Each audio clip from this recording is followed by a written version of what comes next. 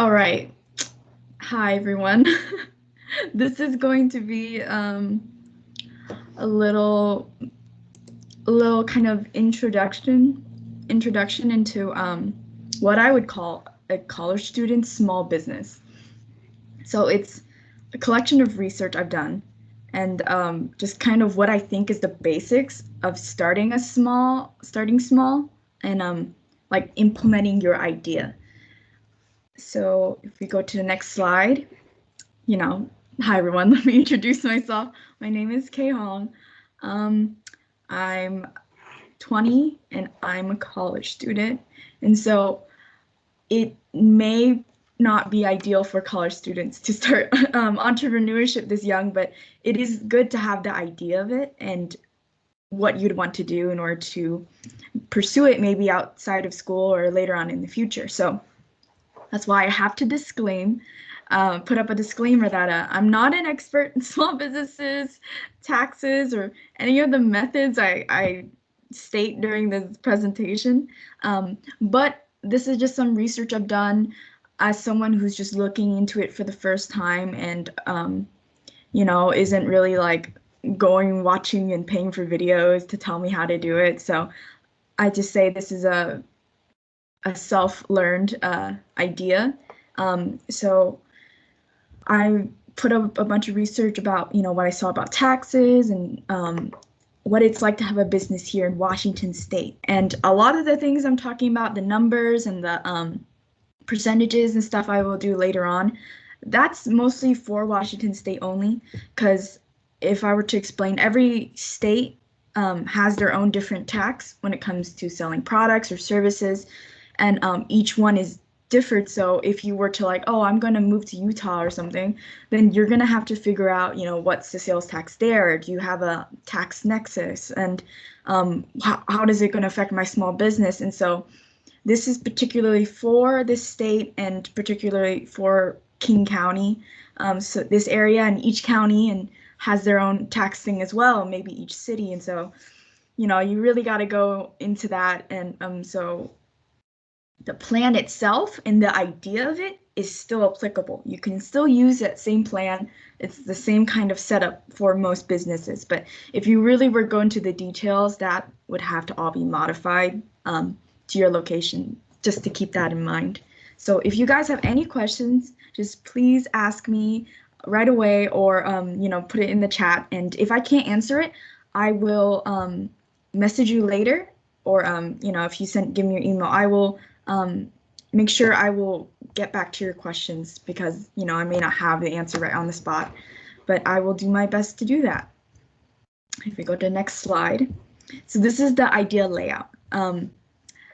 Just before you're just like, oh my God, I want to open a small business, you should really consider whether you would want to or need to create your small business. There are a lot of like misconceptions on entrepreneurship. Just ideas of like, you have to do it all on your own and all that kinds of stuff. So you'd really want to establish the idea of your business, like I say for me, I was thinking about doing an art shop. So that's my idea of what kind of business I want to do and my goals, and I'd have to lay that all out. And oh my goodness, I spelled business wrong. Anyway, so the first question you should ask is, do you really want to create your own business? There is a lot of time and effort that you're going to have to put in. A lot of time that you can spend relaxing or just, spending time to yourself. You may not have that time because you want to establish this business from the ground up and really spend your time making a plan and doing all those side tasks that will eat up your weekends and all that stuff.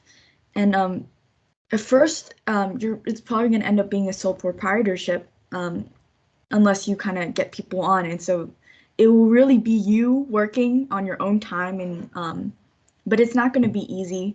And so that's a question you really have to ask yourself, because everybody's lifestyle is different.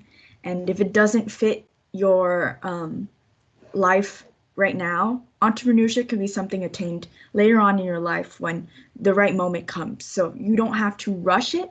And it does take a lot of time and planning to actually make it happen, and then to actually have the best product or whatever kind of business you're thinking of. So what kind of business? And this is really broad. These questions are really broad, but it helps bring out the ideas. So the kinds of business, you have limited liability, sole proprietorship. You can have, and it comes on to being like, okay, I want to be my own boss, or I want to be a boss, but I can't just do everything on my own. That's taking on everything, the advertising, the marketing, the everything, and I'm not that. Oh, my bad. How do I go back? I'm not really that great at multitasking everything at once. So you should really think about, okay, is this the kind of business where I can have a team? Is this the kind of business where I can collaborate with people and expand this kind of business? Is this going to be a nonprofit? And if it's a service business, you really have to think about, what really does it take to make it, and all sorts of stuff. So these questions are stuff you should have in mind. So the third one would be, what would make you different? In most markets, there's already somebody out there, unless you're completely creating your own market. Most of the time, it's like, say, I'm just bringing back my example, an art shop. There's so many artists out there who are already doing this kind of little small shops and stuff. Or say you wanted to customize like clothing, there's already a lot of people customizing clothing. So what would make you stand out against your competitors, and what would make you different from everyone else? Otherwise, you'd just be one of the many that are in that business. So that's your third kind of idea. What are the costs? The costs can really be important or not important. So say I wanted to start an art shop, I wouldn't need that many costs that fixed or variable in order to make my business. I could start from $0. I could just have the things I already have, like my laptop and a laptop pen, and just do digital drawing from free applications, post up my stuff, or sell my stuff in prints or something, and get myself out there in order for people to know I'm there to start making business.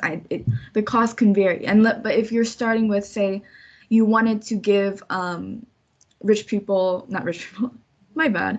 You wanted to sell luxury cars, like the services of renting out a luxury car. You would have to purchase the luxury car in order to do that. So there would be a fixed cost to that, and you would have to gather more money, and that may involve loans or talking to investors. And so that depends on how big your business is going to be and how big you want it to be. So the fifth thing is, if you're able to maintain it and let this flourish. The issue with this is that you can start your business, but it's if you can keep your business and keep maintaining it and keep adapting it to whatever it needs to adapt to in order to make it in this competitive market. And so it isn't that easy, but at the same time, you can just start a business, but that doesn't mean it's going to be like completely successful the first time out, and it may take years until you hit your jackpot. So there's a lot of things to have in mind when it comes to entrepreneurship, making your own business. Does anyone have any questions? I kind of just was talking around. No? All right. I'll go to the next slide. So the idea into whether or not you should go into the market of your choice and really do some market analysis. So I would say this is the analysis and the research part of your industry. So say that you wanted to go into like customizing shoes or doing something with like sports shoes. So you would have to my bad. You would have to look into that kind of stuff. And I think Porter's 5 forces is really good utilization of looking into your market. It was made 19 something, quite a while ago, from a man in Harvard, and I think it's a pretty good utilization, and it also combines the SWOT analysis, and that's a whole thing. It's only applicable in certain occasions. So one of them is, first one is competitive rivalry. So the market you're going into, say, customizing shoes, there's already a lot of people there. The more competitors there are, the more easier it is for a consumer to switch to different businesses, because the businesses are all customizing shoes. This can also affect your advertising, because if you're advertising customized shoes, so are many other people. And if, one person's really into like customization, they keep getting stuff, your business is not going to look too different from every other business. And also say that, you go into something really specialized like wood carving. The less people, businesses there are, like, wood carving, there isn't that many businesses in, the higher the rivalry is. You have to really compete with the couple other businesses that also do wood carving, and make sure that you adjust your prices and your advertising to reflect and compete with them. And so that is competitive rivalry. That's one thing. And the second one is bargaining power of suppliers. So say, you have suppliers, say we're continuing the woodworking one. Specialized wood is actually tax deductible in Washington State. So you would be able to get it, without being taxed, but there's not many people supplying specialized wood. So depending on your business, the supplier will have a lot of control or little control over the price of the product they're selling you. And so this pricing can affect the fixed costs of each item. So say that like a piece of wood is, specialized wood is $15 usually. And then but the person who's selling it to you decides to do 20 for each kind, and you can't say no because there's not that many people in that selling specialized wood near you. So this would also affect your profitability. If the fixed cost of an item or the supply becomes more or too drastically larger than your profitability, that will affect whether your business is going to be successful or not. And you may have to change what kind of project you're going to do, or kind of shift your direction in that industry of your choice. So you're in a better position if the market of where you're going to has different suppliers, like, people who make stickers. There's so many people that are able to or print stickers in bulk and everything, that you can talk to different suppliers and bargain and to be able to adjust the price to you, because they need to get somebody and there's so many other suppliers. So that's also a big thing. The third one is bargaining power of the customers. So if this is really a select type of product, like I said, specialized wood, the customer has more power to bargain and all that stuff as somebody who's purchasing it. There's not that many people who's gonna like, I'm gonna get the special wood carving. So you're really going to have to know that that's going to be a variable in your business. A lot of times people ask artists to draw something for free, or they won't pay the full price, or they ask to bargain to a lower price. And so, people, and if say that there's so many artists out there, people will just move on to the next artist or find whatever best deal or price they would want. And so those are also ideas of what may happen if you go into the market. And so the fourth one is new, oh my god, I'm so sorry, new entrance. And so how easy is it for people to do what you do? Oh my goodness, I'm so sorry. The easier it is to draw a piece of art, the harder it is for your business to flourish. The idea of just doing something random like art and crafting and all that stuff, if it's really specialized, you can maintain your position in that industry and really solidify your strong image branding and make sure that people know you're one of the best in there. But if there's so many people in one industry, that it is going to. It's interesting question, so you should come back. Thanks. Oh. Bye. Hello. I think I can hear your mic. Hi. Is that me? Is it gone now? Are we good? Okay. Oh, okay. So, having a strong brand identity would make it something valuable for you and your brand to make sure you make yourself different from all your other competitors and really make it hard for incoming sellers that are going to be in your market. And the fifth one is threat of substitute of products and services. So say, there's so many people that do, they do something like Uber, they provide a service of picking you up from your location. And it's kind of like similar to a taxi. So because of how easy it is to go on an app and order some kind of car to come pick you up, they're all competing with each other. And it is easy for a consumer to switch around to different companies or different places to pick whatever they find is the cheapest price. Or how many competitors are there in that field? What's the quality of each service? What's the profit they're earning? And switching the costs and customers of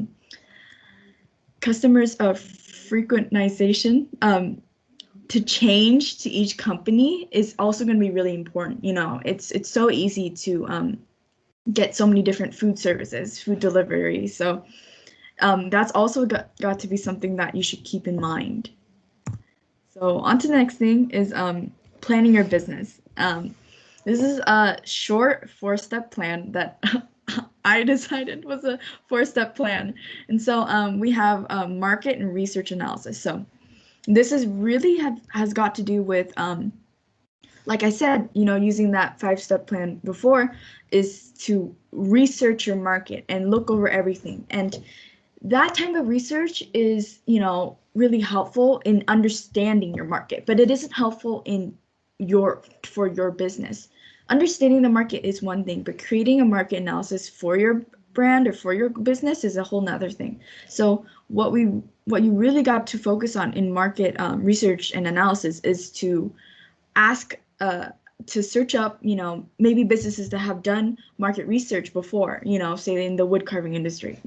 There's people that have talked about what kinds of different wood carvings there are, and you would just go into research already available online. But what is also best is just to ask your potential consumers or customers,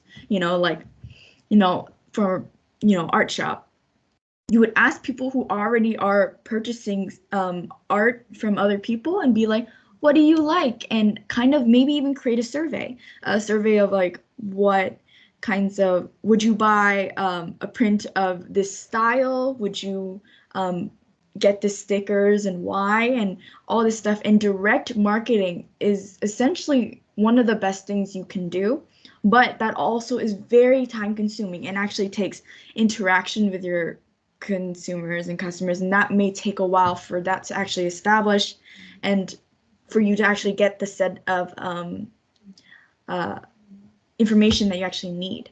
And so it is a long, arduous process, but it's also necessary for you to get that head start in your business and kind of gain a kind of stepping stool in order to put yourself out there and get into the industry without being lost and blending in with everyone else.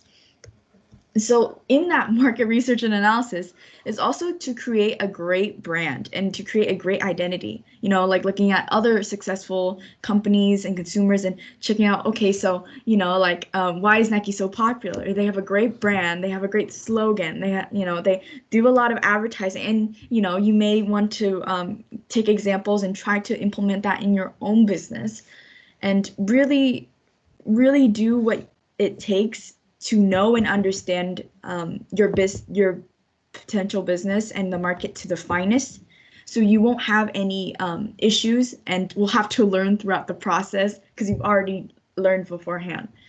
The business plan and write-up. So there's two kinds of business plans. One is the standard normal one, which is it requires, like fine details, and you're going to be going into every single step, and you're talking about investment costs, and you're writing it out, and it's multiple pages, and it's really diving deep into your business and kind of formatting it. So in the business plan write-up, you really have to think about what works for you. In my business plan, I'm like, man, I'm not really good when it comes to like super fine details. If I spend all this time on it, I don't know if I'll get it done. You can also do a different type of business plan, which is a lean startup plan. So a lean startup plan is like high level focus. It's fast to write. It's only like a page long or so, or maybe only a couple pages, and only highlights the key elements. So like, information like, oh, this is how much I'm going to need, blah, blah, blah. Here's my idea, really short to the point. And that may be something that's easiest for you because, you may need something to see on paper, so then you can go into detail in your head. But there's also the traditional business plan. And this is very detailed, takes so much time to write, super comprehensive. You're talking about, dozens of pages. You're going into the key elements and then writing details about those key elements. It's a combination of like executive summaries and really you have to think about what kind of write-up you would need to help you when you actually establish your business. And potentially, if you don't plan on working on your own, or you end up finding on later on that your sole proprietorship is too hard, and that you'd want to work with someone and make it like limited liability, or make a team and actually have multiple people, someone doing advertisement, and you're going to be CEO and someone's going to do something, you're going to need a more actually extensive one, which is probably the standard, to be able to show other people exactly what's going on in every little detail, because other people are going to be involved, and communication is important. But if it's just you, you can decide that for yourself. And then the third would be like calculating startup costs and taxes. So this is a bit of a doozy. Calculating startup costs can range differently depending on what kind of business you have, but you should still do the regular route. So say that you're like, I have no money to create my startup. You should still write out a startup costs plan, because you need to identify what expenses will happen later on in the future once you start purchasing stuff for your business. You're starting off super small. You're like, oh, I need to get this really nice special tablet in order to draw out my ideas, to create pieces of art. Then you're going to have to really, you're going to have to create that startup cost in order to see like, okay, as a business, I'm going to purchase this. This is going to go blah, blah, blah. So calculating the startup cost really has to do with, you need to estimate how profitable you're going to be, estimate your profits. You're going to do a break-even analysis. And so if you're going to break-even analysis, we're kind of getting a little messy. We're starting talking numbers here. With this numbers, I think it's not that difficult. So a break-even analysis kind of determines the sale volume. So it's kind of like you have your base fixed costs, and you start adding on to there. I think to the best describe this. Okay, I'm just gonna break down the break-even analysis. So the three things in a break-even analysis are fixed costs, variable costs, and profit. So think of fixed costs like, say that you have a business and you purchased like a store. You're like, okay, you're gonna have to, the cost of the lease, or a startup loan, that's also going to be a fixed cost. You can't change these things in a sense. Your property taxes, your insurance, vehicle licenses if you're using your vehicle for the business, utilities, accounting fees, payroll to your employees, equipment. Those are all fixed costs. There's nothing you can do about it. There's nothing you can change. And they're necessary, and the price will remain that way for your business no matter what. So say for the art shop, is the best example. You're gonna have to purchase, some people would like to purchase, an art printer and ink. Those are their fixed costs, and there's nothing they can do about that. To start their business, if they want to make their own whatever, they need to buy those things, and there's nothing they can do about that price. So variable costs is just like the number of products you're producing, and like other factors like cost of materials. So now we're talking like the wages for commission based, like contractors or salespeople, kind of like, oh, I need this company to produce me, 506 stickers, and I'm only going to pay them this much for the labor because I'm only buying this much in supply for the stickers. So that's only like a variable cost because you're not doing it all the time, and it's only from this particular company, and they have a different pricing standard. Utility usage, like say that you have a store.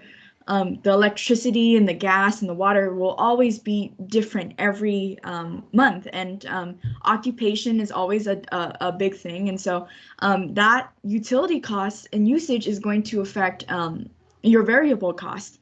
And then raw materials is also something as well. You can't change the materials needed to make your products. And shipping, that's a thing, and we all know that shipping's always different. Advertising, this could be fixed or a variable. When you're talking about advertising, say that you're Instagram shop, right?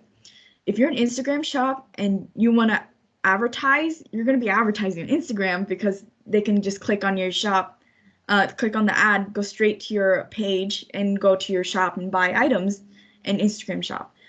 So advertising would be a fixed cost because you're always advertising on Instagram no matter what as an Instagram shop.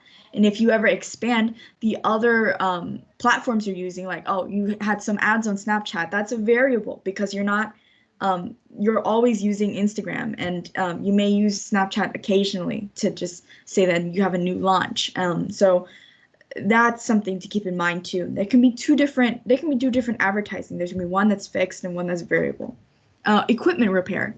Say that like your computer broke, and your computer was necessary to for your business to reply to emails and to do all those things. And then your equipment repair is a variable. You don't know how the pricing would be. And sales tools like credit card processing fees, like some companies and some businesses take American Express or don't, because American Express has a fee for the percent a fee percentage or something. So that's something to keep in mind. So those are a part of break-even analysis. So I know this sounds a bit stressful, but it's not that bad. But I do realize it is a bit much. So you're just, in a way, just analyzing the cost of every item, the variables that are going to change depending on the shipment of the product coming over here and all that stuff. You're going to make your own equations, and your own equation, and adjust your numbers depending on the pricing and whatever it costs and supplies and everything. Breaking an even analysis is also helpful in order to adjust it for future. So say that, hey, I put my labors as $4 per product, but actually I want to increase it to $5.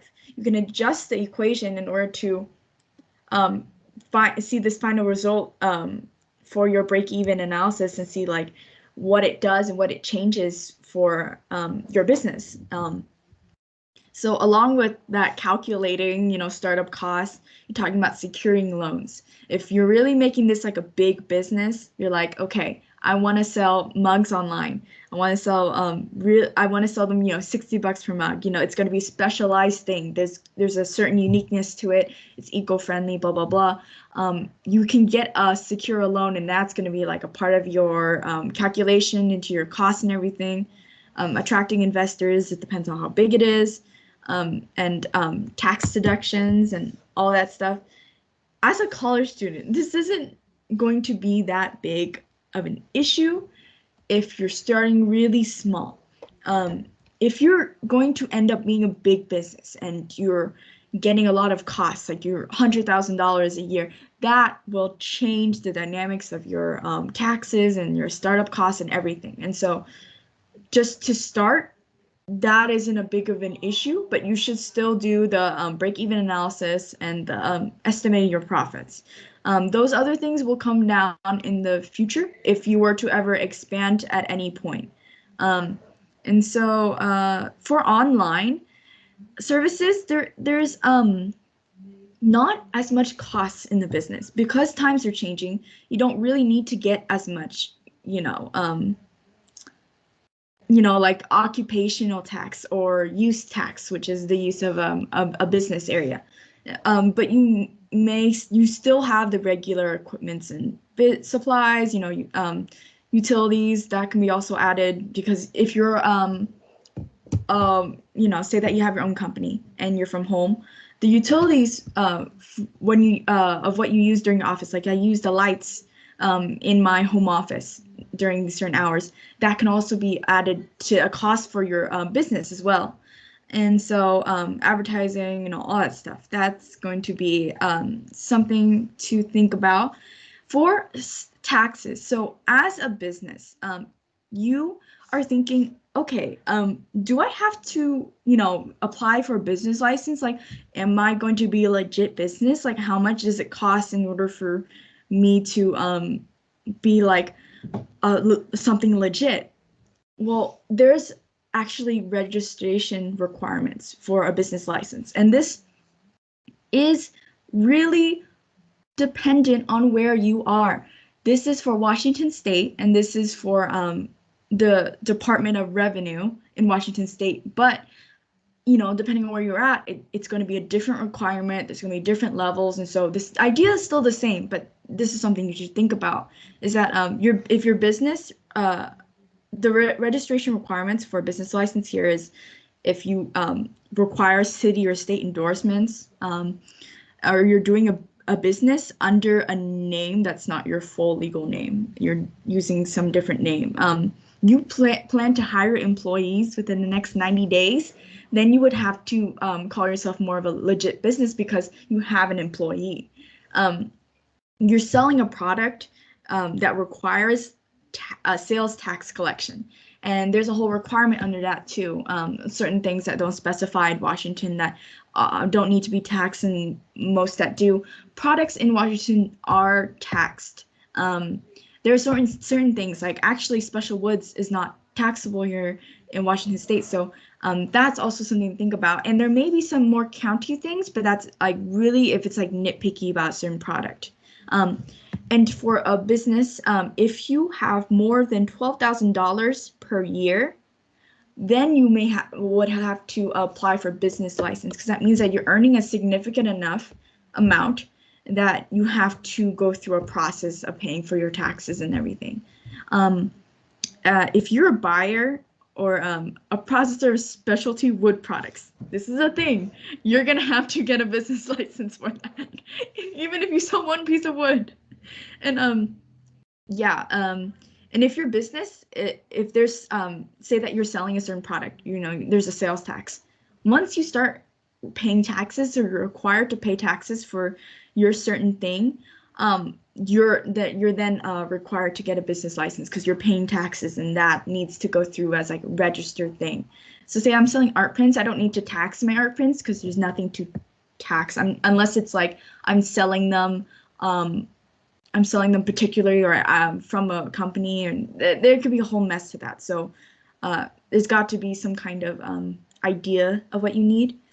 And every application for a business license, every part of this step will vary completely. If it's corporation, if it's partnership, limited liability or liability. So that's all something you should think about. And this is all domestic, by the way. This is nothing to do with house state or anything. So that's something to keep in mind.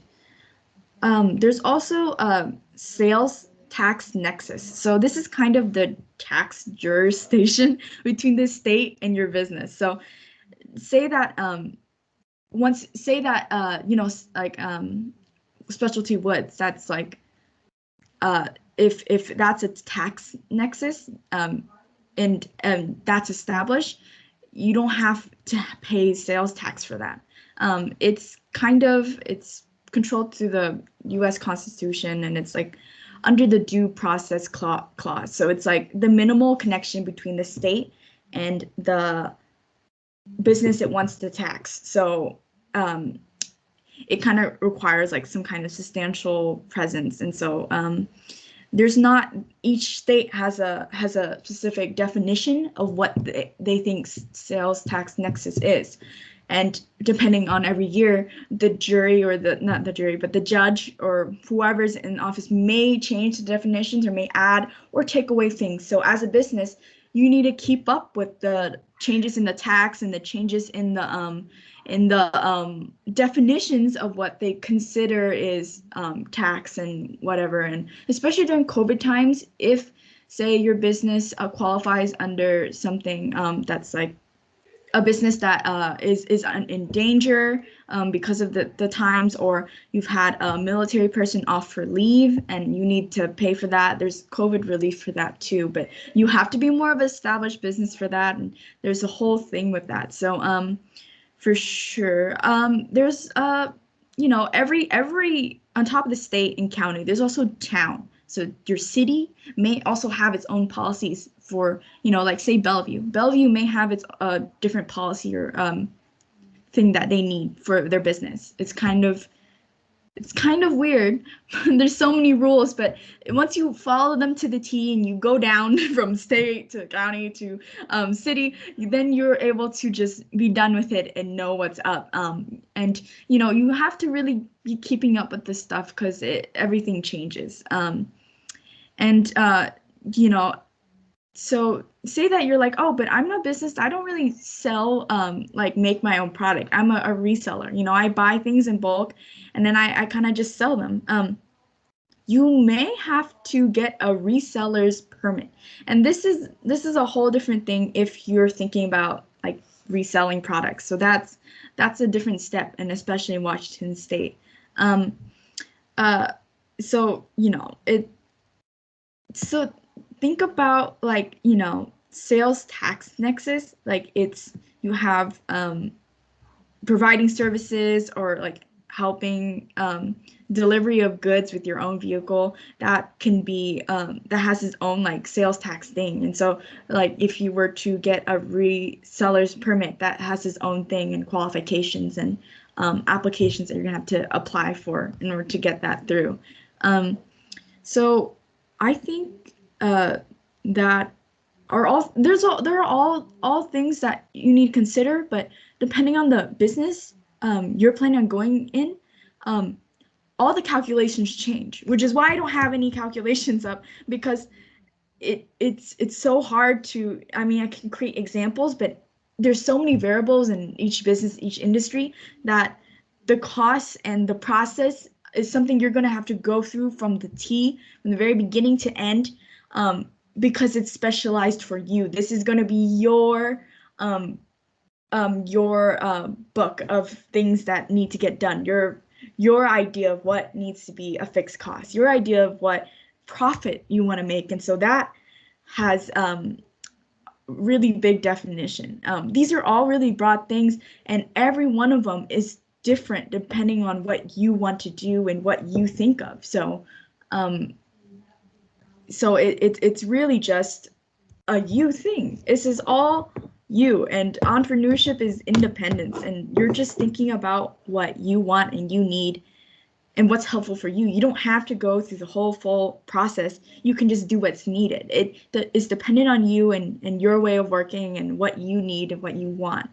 And once you're done with all this stuff, right, you have this whole business plan and you've done your market research and you've asked consumers and you have this kind of business write up, and you don't have enough, you're not making enough $12,000, but you have your idea of the business plan, you got it started and you're starting to get into the process of it. You can start with the funding. So once you've calculated the cost to get the business going and the taxes, where are you going to get the money? Are you going to save it up? Are you going to get investments from your friends and family? Are you going to go to ask for a loan?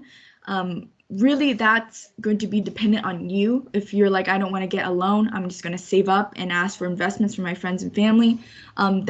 That's going to just be a part of your funding, and just know that once you get those investments, they're technically investors, so you can't just ask all your family and friends. But once you're doing that, then you're just establishing. You're establishing, okay, what's the name of my company? How am I going to make my own brand and identity? Say for an art shop, you're like, oh, I'm going to make my own like character. And so this identifies me from other shops because I have my own character that's only for my shop. And so when people see it, they're going to know that it's character. I'm going to have so many versions of it, blah, blah, blah. Like if you're customizing shoes, you only do a certain art style. You only do cartoon art style. So if anyone wants to come to you, it's not only that you customize, but you only customize in a certain art style, everything in the art style. So, that's making yourself different. You're establishing your funding, you're creating your social media, you're going through the process of advertising and doing the cost of that, really getting into the nitpicky, asking for collaborations, working with other people to get exposure. A lot of, there are some companies that, or some places that, are going for 100% exposure in order to get customers to actually charge. So if you're just starting up, say a nonprofit, you're going to go talk to some clubs at colleges or go to some events and be like, I'm a starting new nonprofit. I'd love to work with people, get my name out there, let people know that my nonprofit's a thing. Hopefully people will join. Or you're going to say, you're a YouTuber, you got to go to other YouTubers and ask to collab so then you can have people come to your channel so you can make money, or you want to collab with art people, or, create multiple artists to create one custom shoe or something so then you can sell it and get exposure. It's this whole thing you're going to have to do to get started and get running. And then it's just working and maintaining that as you go. Once you've gone through the whole giant step process, the rest is just maintaining your work and maintaining your business. And it will probably be your part-time, depending on how much work you want to put it or how much work it needs. Then you're going to have to, end up paying yourself and doing all that stuff. And if your business gets really successful and you end up making a significant amount of money, you're going to have to do a whole new calculation of costs and taxes without the startup. And in that way, you may have to change your business plan and your market research and analysis. So this plan is just a cycling plan. It's all dependent on you. It's dependent on how your business is going. It's always different. And so this is just the idea of what you should, the steps you're going to have to do in the business plan and the typical steps it takes. But you never know. Once you get the ball rolling, the steps may come in different times, and you may do different things at different times and end up having different people on, and some people leave, and there's just nothing really maybe stable about this process unless you're on your own. And so yeah, it's always different, and it's not saying that it's hard, it's a process. And just know that when you start working on these kinds of things, you really got to be thinking and working, and it may be slow for you if you're really busy. It's a long, arduous process, but once you're done, and you just start doing it. And if you make enough money, maybe you can sell your business, That's all I have to say. This is just the idea. I haven't gone into what I did to do anything. This is just what I've learned throughout the process. Does anyone have any questions for me?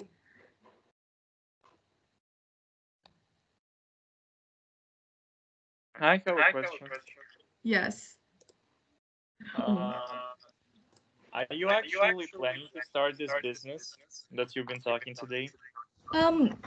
I was still at the idea. So once we go back to idea, do you want to really create your own business? Yes. What kind of business? Blah, blah. What would make me different? And I think I'm struggling with that process. The costs, I was planning on saving up for, but there's so many different artists out there, so many different art shops, so many different artists with art shops actually go on trends. They start doing a particular generation of people. So 2000s kids like me who you know, lived in America and talking about American cartoons or you know, old classics like fandoms like Harry Potter. They're trying to market to Harry Potter fans, so they start doing fan art or prints or all the specialized stuff to each demographic or each fandom in order to gain business. And so when I'm starting up, what makes me so different from artists that are just doing everything? You know, I got to have something that's me,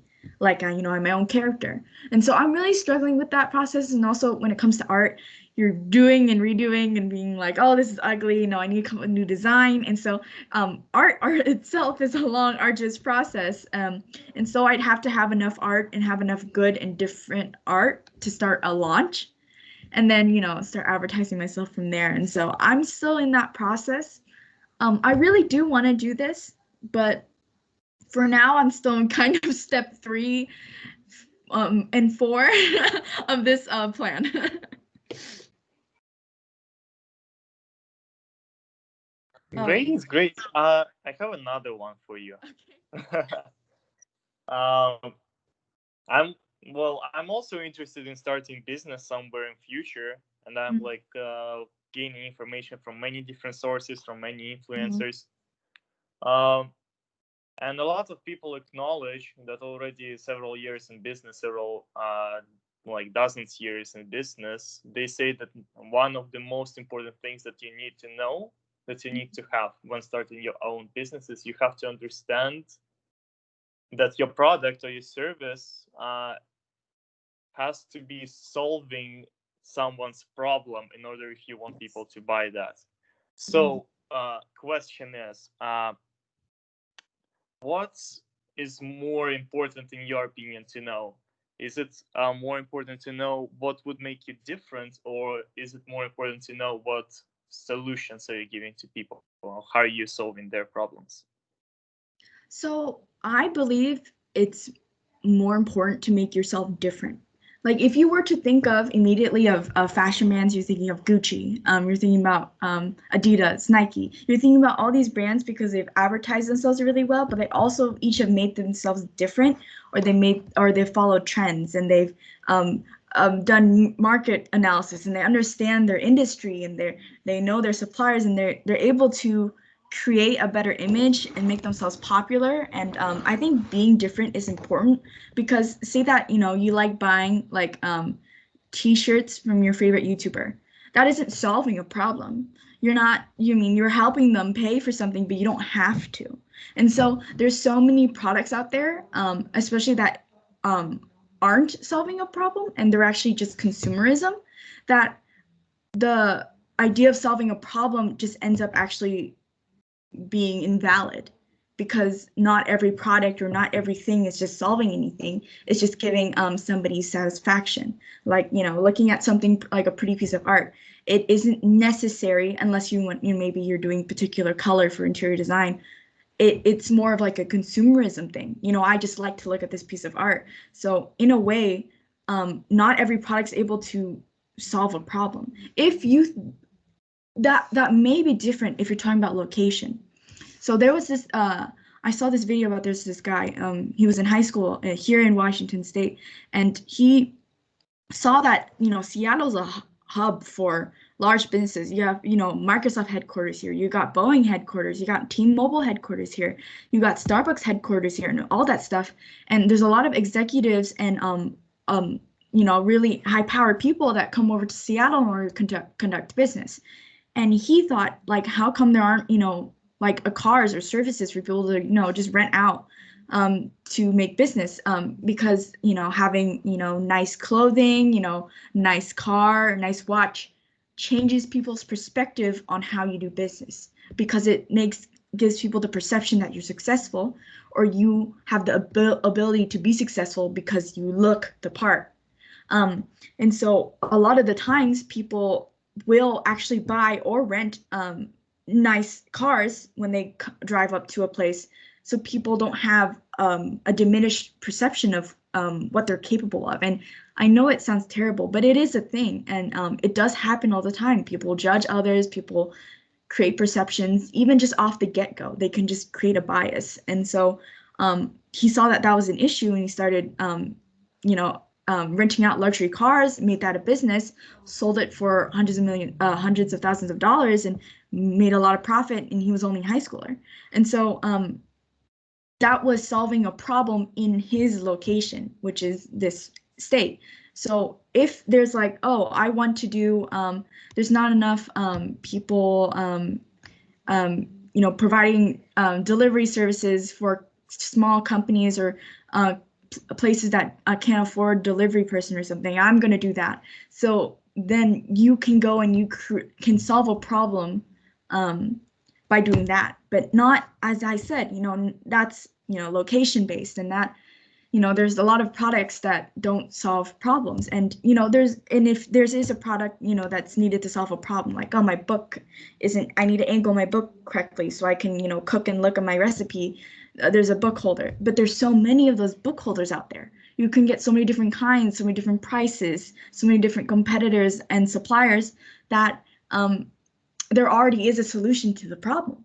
So in the end, you're just kind of like thinking, you gotta really think about what's necessary, what you want to provide, what your location needs if you want to solve a problem there and create a business. And even if you were to create a business that solves a problem, you still want to establish a message, make your business professional, look great, and try to make yourself different. Because once you start, someone else is going to start doing the same thing, And so you're like, oh, there's 2-3 different people that do luxury car services. I need to make myself different by making myself the best in the business. I need to make myself really like, here are the people that have worked with me, these high-powered people. They come to me and they're regular customers. I treat them really well. And so that making yourself different also extremely establish yourself in that industry. And so in a way, I would say, yes, solving a problem is nice, but it isn't applicable unless you're thinking about your location and all that stuff. So I think making yourself different is better. Yeah, if you're providing a service and any type of thing that's solving a problem, you're still gonna have to make yourself different, because there's gonna be competitors in nearly every field. There's fields for everything. There's people that will stand in line. You can pay people to stand in line to like get the newest shoe. And so there's already so many people doing that it's a competitive market now. And so how are you going to make yourself different from the other line standers? That's a thing. And so I think being different is so important. Being a unique company and business is essential nowadays. Every social media is trying to do their own branding, their own message, their own different collabs, their own style, art style, their own aesthetic. You can't get away from it, even if you try to. You're just not going to be as successful as people who have. So yeah, that's just a long-winded way of explaining my answer. Anyway, thank you for your question. Thank you. That's a really beautiful answer. Very thank you. Sorry, I really went off there. Does anyone have any other questions? I'd love to answer questions. I'm open book.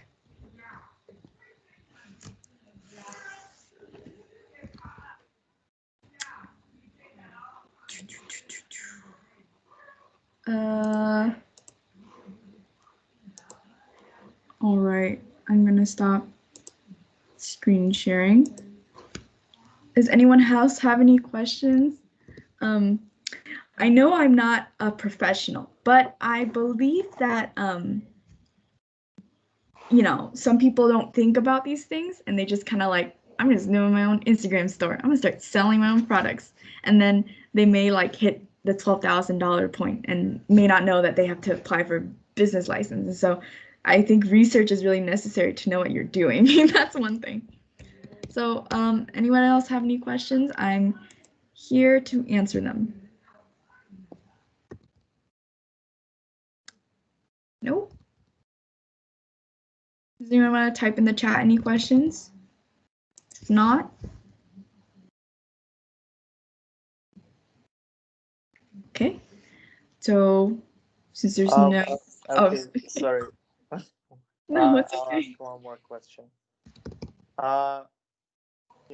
Differences aside, and like all the other factors aside, Yes. like all our individuality, we can call it aside.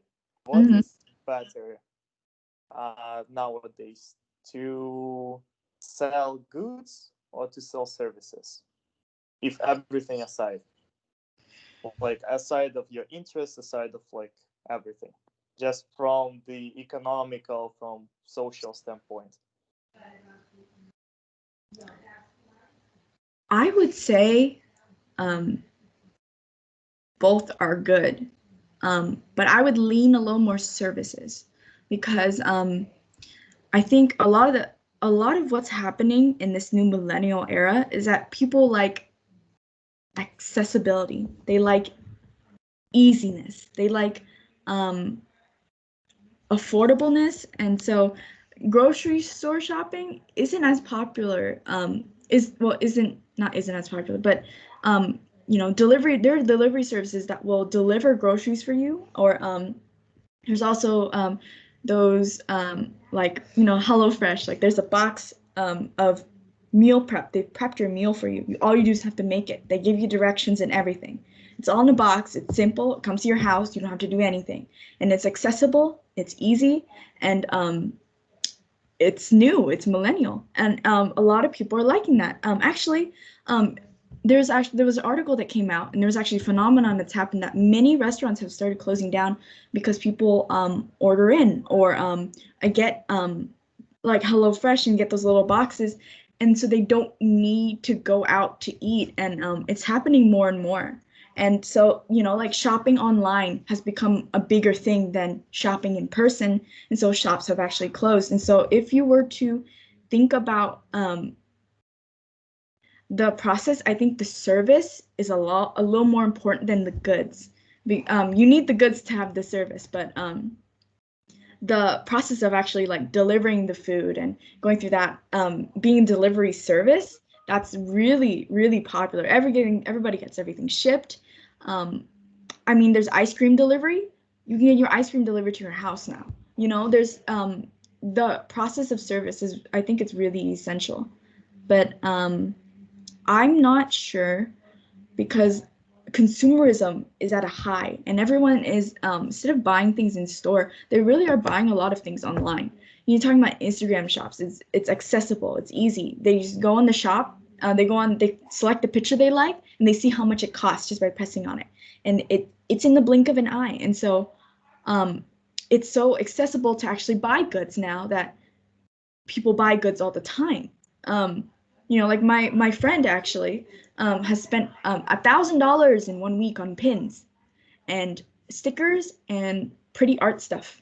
It's not necessary. It doesn't solve any problem, but it looks nice and she likes it, and it's a fandom she's into. And so it's, in a way, and those get shipped really easily, and it's accessible in that way, that a good can be easily given to you, and you can easily just buy it in the click of a button. So I think in this new age and era, I think a mix of both would be the most ideal company. If you were able to provide a good and a delivery service, or work with a company that has goods for you to deliver, I think that would be ideal. Or you can be somebody who has goods and just uses, like USPS to deliver your goods. But everything now is a mix of goods and delivery. Restaurants now have delivery service everywhere, and that sometimes you just have to pick it up. But now delivery is essential for a business. So then they have to use other delivery services to come to their restaurant. So in a way, we are now in a mix of delivery and goods. So services and goods go together. And I think that's essential now. Times are changing. The industry is calling for both. And to have the most successful one, you have to have both, or you have to work with somebody to get both, and you would be able to make the most profit.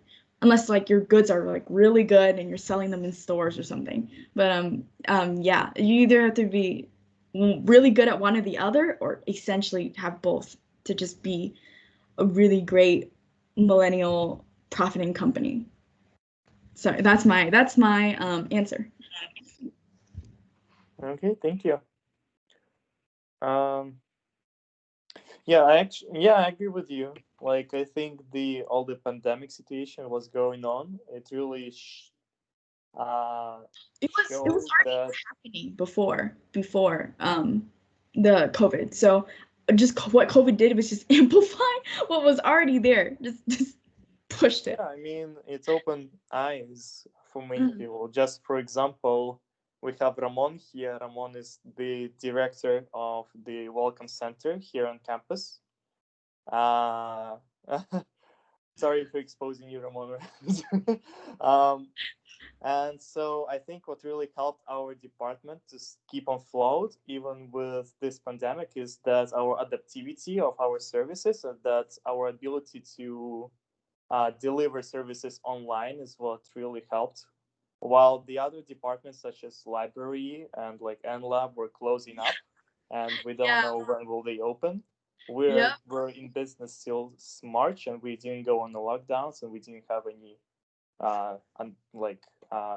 emergency breaks. So I actually talked to a librarian that was on campus, and she said that she still comes in. I'm like, but there's nobody there.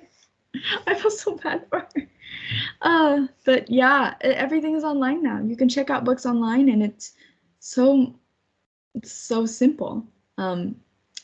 Yeah, everything's going online. Everything's delivery and goods, and I think that's just how we're gonna be good. That's the direction our consumption and consumerism is going, and so we just have to follow the trend and just go with it, adapt.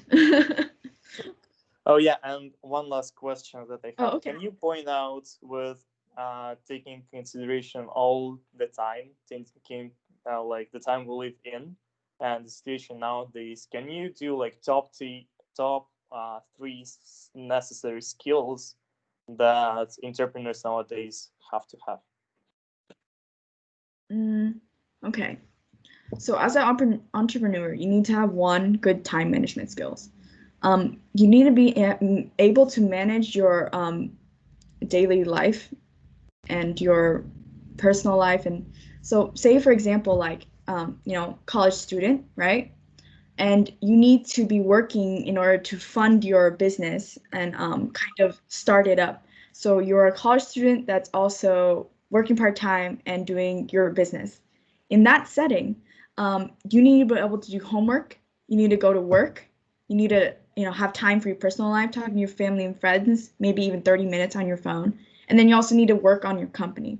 So time management skills is also extremely important. And networking is my second most important thing. Like, for example, there was the meeting you and me attended yesterday for Bellevue Leadership Committee, BLC, please join. But there was a guy that was on there, and I don't really remember his name, but he had a company, and a fashion clothing company, and he networked his way to get to a celebrity and have that celebrity, show his pair of clothing. And then after that, he probably got a lot of sales. He's able to like talk to that celebrity's friends, or maybe, and kind of gain more access to stuff. And he was able to grow his company that way. And as a startup, working with other people to try to get your name out, the exposure to collaborate with other people, or find a way to advertise and just network and talk to people to get help on your company is so important. And if you ever have any questions, you would need to have somebody, with some knowledge in order to help you, because there's only so much online can do or say. And there's something really specific and weird isn't going to be answered online sometimes, especially when it comes to just businesses. So networking and maybe having somebody who's knowledgeable just to talk to is also extremely essential for you, because you really don't know what you're doing at the start, and having somebody who knows what they're doing really can change your company. I'd say I said networking, and then I said, what did I say the first time? Oh, time management. I think last would be dedication, because you need to dedicate your time and dedicate your hours of, where you would usually just be on your phone for 2 hours after you're done with your homework, and use that time to work on your company and dedicate yourself to keep working, keep going at it to, finalize it, and then do your stuff and then help it grow and get customers and keep them loyal, and then, collaborate, advertise, do all that work. And if you can't do it yourself, hire somebody, and then you're expanding your business. Doing all that is dedication. And by the time your business grows, or you're able to merge with a different business or get your business bought, you would have to have put like a lot of dedication in order to get there. You need to like continue to keep your business afloat and keep maintaining it and keep growing it in order for it to be really successful. Otherwise, you just be a if you're just reselling products like hats, you'd only be a guy that sold a couple hats instead of a business man. And so that's also really important. I could just be a person who's just sold a couple of art prints online, instead of a person who owns an art shop and is actually, a art seller. I think that's also something that an entrepreneur should have. There's also a lot of things entrepreneurs should have. If they're in a team, I would change dedication to leadership, because if you don't have good leadership and you don't have a good team, your business will fail. If you don't have a good partner, your business will fail. Yeah, that's so important. And yeah, those are, that's just to say, in general, there's a lot of things you need, but I just say like those right now are the only things in my mind that are really important. Okay, thank you, Kay, so much.